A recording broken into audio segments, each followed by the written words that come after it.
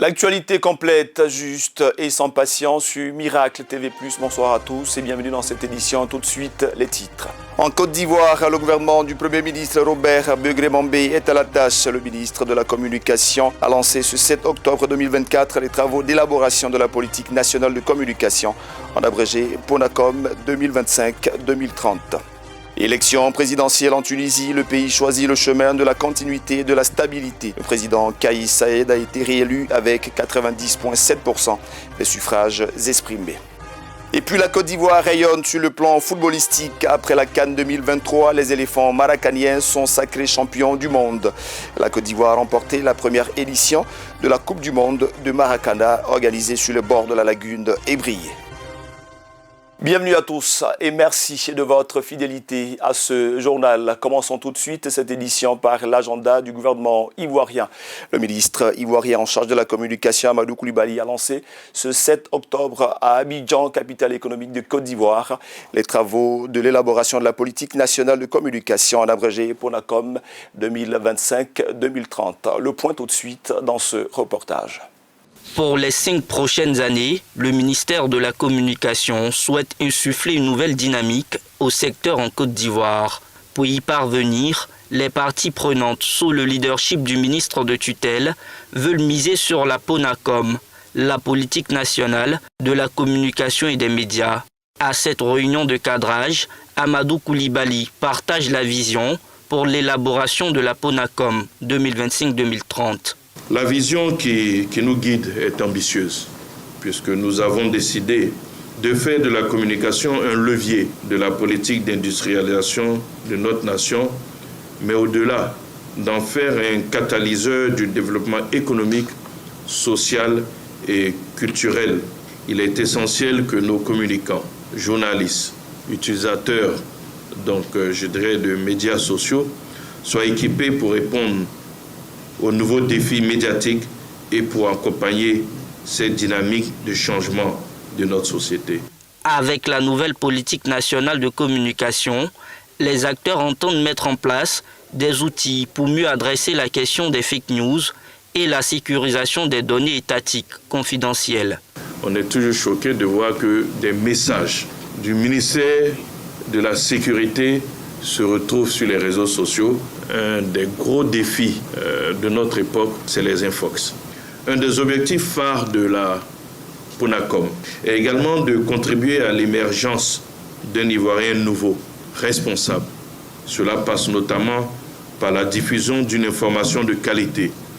Ensemble, nous allons donner à la PONACOM 2025-2030 une dimension stratégique à la hauteur des ambitions de notre pays.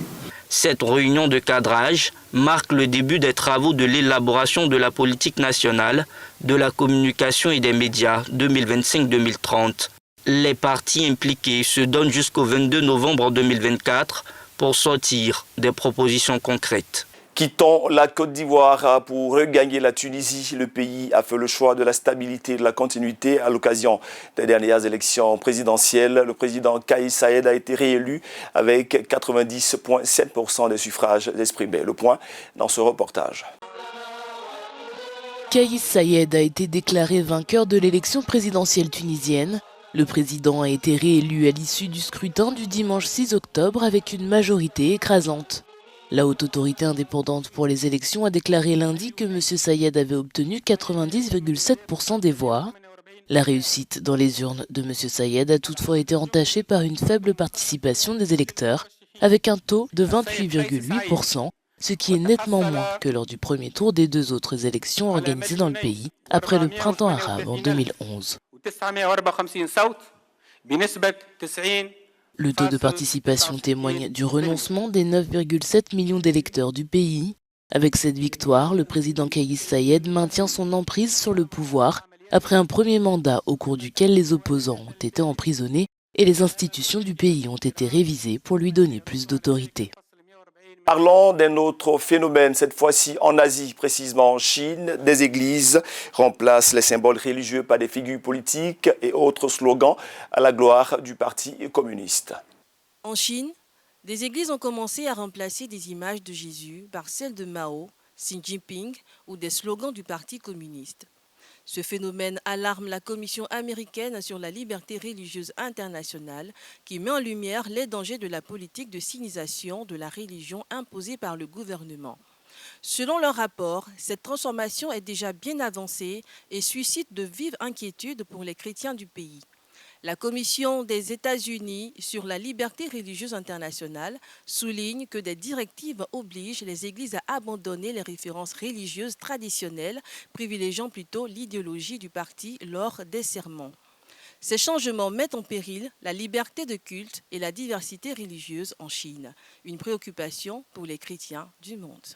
Restons dans l'actualité chrétienne pour nous intéresser cette fois-ci à l'actualité du Chili. 17% de la population chilienne considérée comme étant d'obédience chrétienne, un chiffre plutôt encourageant dans cette partie du monde. Une récente étude révèle que 17% des Chiliens s'identifient comme évangéliques.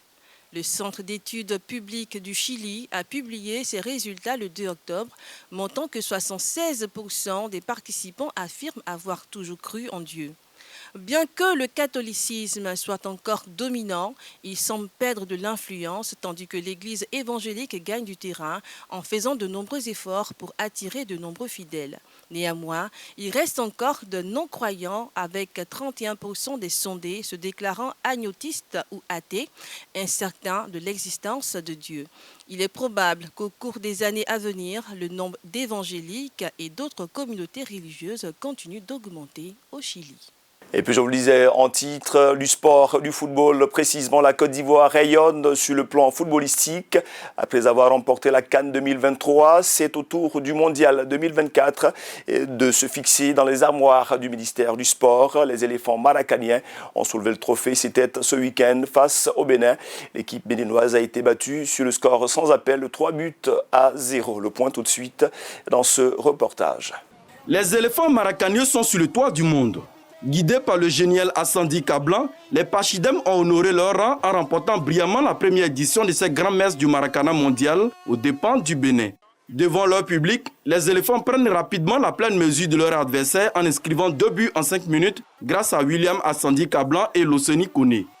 Au deuxième tiers-temps, Serge Nyang creuse l'écart sur penalty, 3-0 score final. En plus du bel objet d'art, les éléphants empochent la somme de $80 000, soit 48 millions de francs CFA. Quant au Bénin vice-champion, il repart avec $40 000, soit 24 millions de francs CFA. Le Brésil, quart de finaliste, s'est vu attribuer le prix CFA, convivialité, fraternité et amitié.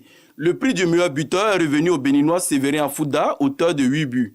Ce sont au total $153 200, soit près de 100 millions de francs CFA qui ont été distribués aux meilleurs acteurs de cette phase finale de Coupe du Monde. Les regards sont désormais tournés vers le Cameroun, pays hôte de la 2e édition de la Maramonde prévue en 2026. Et voilà, c'est sur ces images de liesse populaire que nous mettons un terme à cette édition. Ça a été un plaisir d'être en votre compagnie. Ce journal a été réalisé par la pétillante Linda Tepi. Excellent sur le programme à tous et à toutes. Restez bien sur Miracle TV+, la télé qui transforme.